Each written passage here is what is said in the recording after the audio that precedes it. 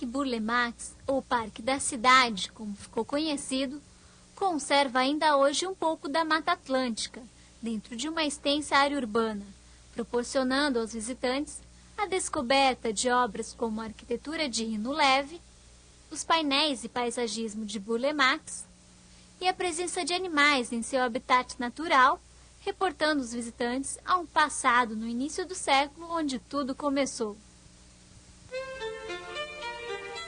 Por volta de 1925, foi instalado em São José dos Campos, cidade do interior de São Paulo, a Tecelagem Paraíba. A primeira referência à instalação de uma fábrica de tecidos no município que pudemos encontrar surge no semanário Correio Joseense. A construção revela edifícios com espaços amplos, dispondo de uma caixa mural de alvenaria de tijolos deixados sem revestimento, coberturas sustentadas por estruturas de madeira, concreto e elementos metálicos. 3 anos após a instalação da indústria, Olívio Gomes assume a empresa e coloca em pleno vapor na fabricação de tecidos de algodão, o qual a procura cresce rapidamente. Em meados de 1934, a tecelagem ocupava uma área total de 150 mil metros quadrados, com 850 funcionários, produzindo em média 60 mil cobertores e 350 mil metros de brim por mês. Nesta época, a empresa já possuía uma cooperativa para os funcionários, além de assistência médica, odontológica, banda musical e colégio, assumindo então um caráter social, proporcionando a seus funcionários e familiares todo tipo de assistência. Grande parte da população eram funcionários da tecelagem, tornando a empresa uma pequena cidade.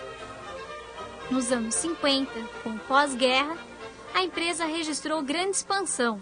Depois que acabou a guerra, ele mandou vir de Prato alguns mestres porque Prato é a cidade da Itália onde tem uma escola de tecelagem, fiação e tecelagem mais importante.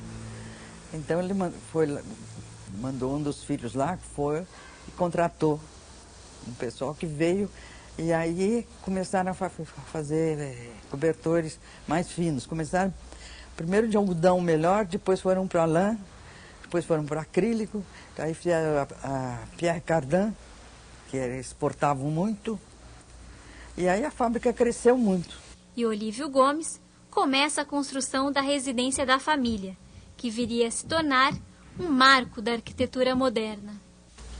Aí foi construída a casa, porque seu livro sempre gostava de ter uma casa assim, que todos morassem juntos.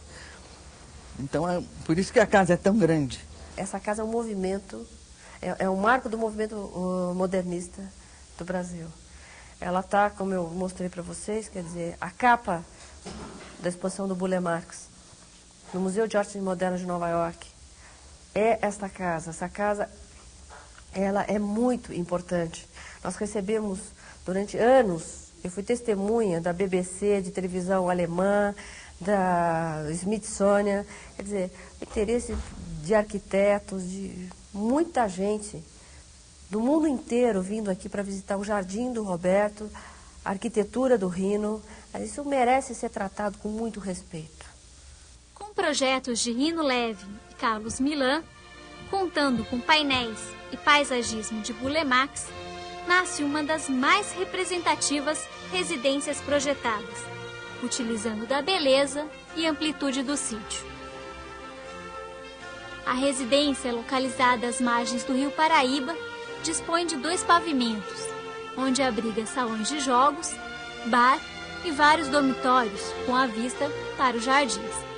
Na parede da sala de jogos, em sua face externa, podemos encontrar um painel de Burle Marx, usando a abstração geométrica do tipo mosaico em pastilhas de resina, dando harmonia em cores como vermelho, cinza, preto e verde. Em outro lado da casa, outro painel chama a atenção, utilizando ladrilhos brancos pintados à mão em vários tons de azul. O Viveiro é outro projeto de Nino Leve e Bulemax, localizado no jardim da residência, próximo à região dos lagos. O paisagismo é um dos mais importantes trabalhos realizados por Roberto Bulemax, transformando todo o entorno da residência em um imenso jardim com diversas espécies de plantas. Localizado aos fundos da residência Olívio Gomes, o anfiteatro é outra obra que completa o paisagismo criado.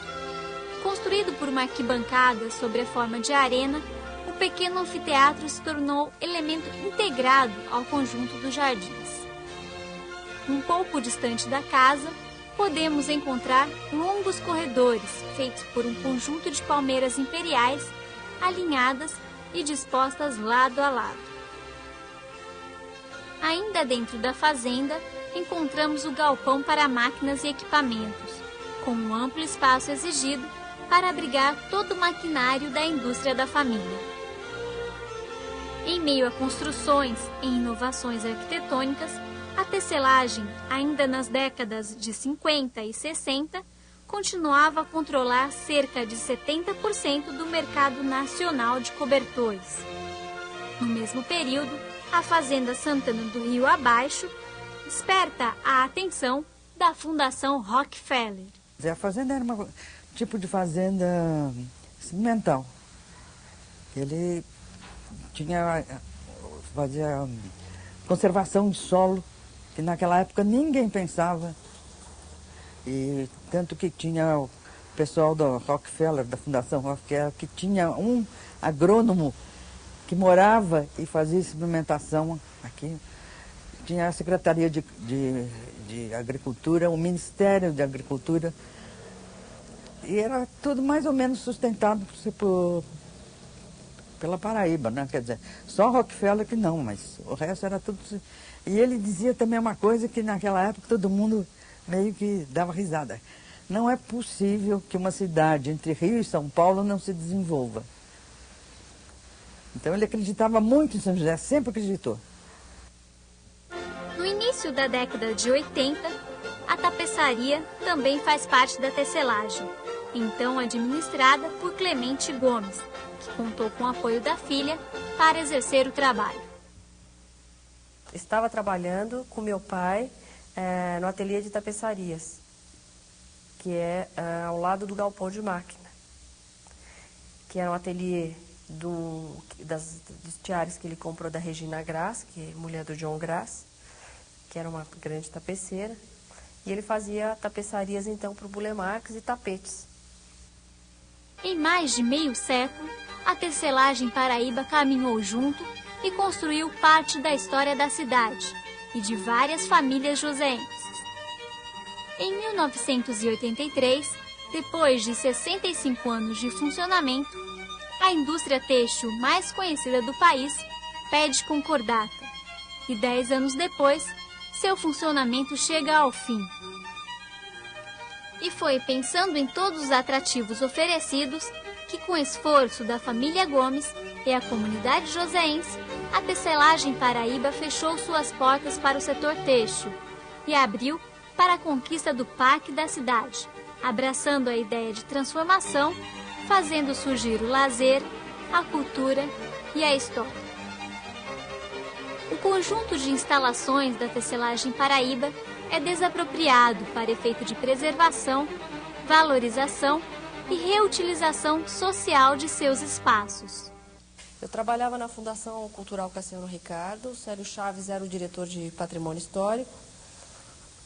Conversando com o Célio, disse, olha, a possibilidade que nós vemos é passar o parque, passar a casa, passar essa área para o INSS como dívida, com a ajuda do Felipe Rastou, o marido da Maria Augusta, minha prima, e depois passar para o MINC e isso voltar para a cidade. Bom, isso era uma possibilidade, mas também o medo de ficar para o INSS e o INSS não transferir isso para o Ministério da Cultura. O Célio, então, procurou a Ângela, prefeita, que foi de uma coragem, de uma ousadia louca, porque o tempo que nós não tínhamos pelo perigo do loteamento, do empresário, enfim, que queria comprar a casa e como as dívidas eram grandes, essa área, a gente precisava vender essa área, a família precisava vender. Então encontrou-se a solução de fazer aí uma triangular e a prefeitura pagaria o INSS e estaria desapropriando. Então não foi uma desapropriação litigiosa, foi com consenso da família, prefeitura, enfim. Mas não é uma coisa fácil, quer dizer, é de uma coragem muito grande, de uma ousadia, né, da prefeita Ângela ter tomado essa decisão. E hoje é um parque, é uma área verde, não só como área verde, o patrimônio histórico que lá se encontra é dos mais importantes. Está aí o Docomomo, que veio para São José e foi feito lá. Como já disse, tem toda esse é um marco do movimento modernista. O Jardim do Burle Marx, o paisagista do século, como a arquitetura do Rino Leve. Isso tem que ser levado muito a sério. Raras são as cidades brasileiras que dispõem de tão ampla área livre, nas mediações de seu centro urbano, com o potencial de vir a se tornar um grande parque. Como patrimônio ambiental, é uma das poucas áreas que tem a vegetação em condição natural ainda, aqui em São José. E melhor, a localização, localizado no centro urbano, dentro do centro urbano. No caso, o cidadão não tem muitas opções, tá? Aliás, acho que a única opção dentro da cidade para ele ir num espaço que tenha vegetação, que tenha um local tranquilo, onde ele possa correr, possa praticar esportes, né? Com tranquilidade, possa ler, meditar. E esses tipos de atividades sempre são juntos com a vegetação, né? Hoje, ele conserva todo o verde existente e ao caminhar por toda a sua dimensão, ainda encontramos alguns animais impossíveis de serem vistos dentro de uma grande área urbana. Ter um parque desse tamanho, dentro de no centro urbano de uma cidade, isso é um privilégio que, ó, Deus pôs a mão, a verdade é essa, tá? E as administrações que viram por isso aí. Então vem aquele, está superfaturado, certo? O negativista. Mas acontece que, ó, para as cidades aqui, nós não podemos perder e nós temos que batalhar unhas e dentes para a gente conservar isso aqui e melhorar cada vez mais o que se pretende. Viu? Essa área, ela tem um grande valor ambiental para começar, vamos dizer assim, né? Você tem no centro da cidade mais de 500 mil metros quadrados de área verde, né? Então ela tem um aspecto de dar qualidade de vida para a cidade de São José dos Campos que é extremamente significativa, né? Assim, 500 mil metros a mais de área verde que a cidade ganhou. Em segundo lugar, e é extremamente importante, aqui estão concentradas obras de grandes arquitetos e paisagistas do modernismo brasileiro. O Burle Marx é considerado, com toda razão, o maior paisagista do século XX. O Rino Leve foi um dos maiores arquitetos modernos do país, né? Além de outros arquitetos que participaram desses projetos aqui, tipo, como eu já citei, o Carlos Milan. Então, todo esse patrimônio cultural, histórico, da arquitetura modernista, tem um grande valor para a cidade, para o estado, para a região, né? Para o país e tem uma projeção internacional, inclusive, porque toda essa área ela consta de grandes revistas de arquitetura mundiais, né? Onde nós temos, ela está registrada, as principais revistas de arquiteturas europeias e americanas registram a existência dessa área. Então é um patrimônio inestimável, em termos culturais também.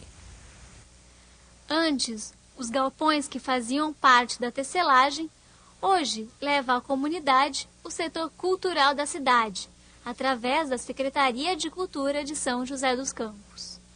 Quanto à visão dela estar localizada nessa área da tecelagem, antiga tecelagem Paraíba, acho que é fascinante e vislumbra tudo referente a um patrimônio, né? Uma fábrica que se instalou numa cidade e começou a mudar toda a cultura de um povo, onde não estavam acostumados a trabalhar em fábrica e sim no campo. Houveram com isso muitas dificuldades deles compreenderem que poderiam que não poderiam mais participar das festividades culturais da cidade, a que até o momento eles estavam participando. Então, um pedaço da cidade que conta a história dela, e a Fundação Cultural veio ocupar parte desse prédio. Então, parece que não teria espaço melhor para ela estar ocupando. Ela contempla e fecha a história da cidade, estando numa parte, um prédio que conta a história da cidade. A primeira residência da família, que conserva os velhos traços de sua construção, abriga hoje o Museu do Folclore, um ótimo espaço que contém detalhes, toda uma história retratada agora pela cultura regional. Um é esse público que vem para visitar simplesmente o parque, ele vem passear e encontra a casa bonita, pintada, aberta, né, que ela está sempre aberta, ela só fecha às segunda-feira para limpeza. Mas de terça a domingo está aberto ao público, então o público se atrai pela casa. Então quando ele entra aqui no museu, é sempre uma surpresa. A nossa intenção dentro do museu, a propósito do museu, é que as pessoas, no entrar no museu, elas comecem um processo de reflexão sobre a sua própria cultura. O parque tende a crescer, abraçando novos projetos de melhoria, preservando sua estrutura e proporcionando um espaço cada vez mais adequado para todos os frequentadores. Hoje nós estamos com construções de sanitários novos, certo? Que vão fazer parte do conjunto arquitetônico, certo? Sem mexer em nada, sem construir nada a mais. Esse espaço proporciona à cidade e a toda a população o resgate da história e o enriquecimento cultural, escondidos dentro de uma grande área verde da região e cercada por renomadas obras da arquitetura moderna.